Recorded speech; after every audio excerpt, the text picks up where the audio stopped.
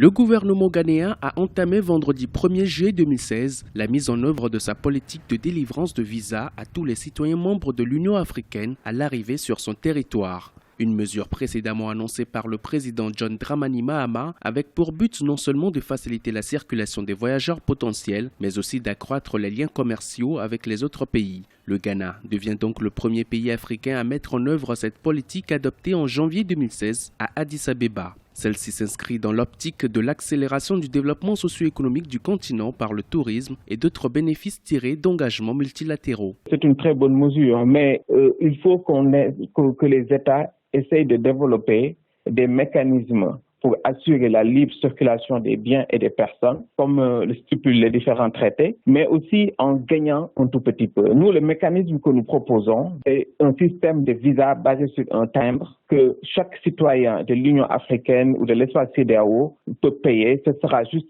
une incitation fiscale sous forme de timbre que les voyageurs doivent payer, arriver sur place. Depuis quelques années, le Ghana a entrepris des réformes dans le but d'accroître la rentabilité de son secteur touristique. Les citoyens ont été incités à participer à l'effort de développement économique, mais aussi pour consolider sa bonne figure dans le domaine de l'intégration continentale. La nouvelle politique mise en œuvre, l'exemption de visa est toujours applicable aux ressortissants des pays membres de la CEDEAO, conformément au texte de la communauté dont le Ghana est également membre. Ces textes garantissent une libre circulation des personnes et des biens dans la sous-région. Dans ce contexte actuel où il y a le terrorisme partout, il y a donc l'insécurité grandissante, il faut que le Ghana prenne les mesures parce que pour prospérer une économie surtout basée sur une diversification tournée vers les services, il faut aussi que l'aspect sécurité soit vraiment réglé. Donc le Ghana doit mettre les moyens pour pouvoir assurer la sécurité. Le mouvement des personnes va permettre aux services aériens d'engranger des plus et donc il faut que le Ghana investisse plus dans la sécurité.